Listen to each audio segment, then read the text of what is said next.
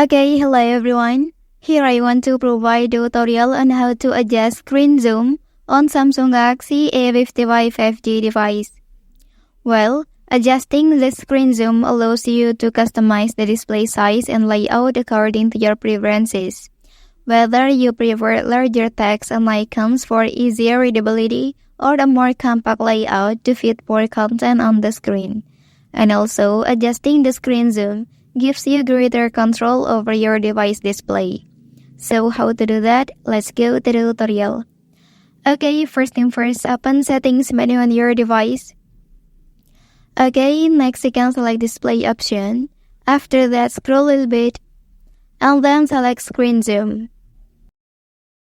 Okay, and on this page, you can drag this slider to the left side or to the right side according to your needs. Well, that's the tutorial on how to adjust the screen zoom on Samsung Galaxy A55 5G device. If you are helped by this video, don't forget to like and subscribe to get other information from this channel. Thank you.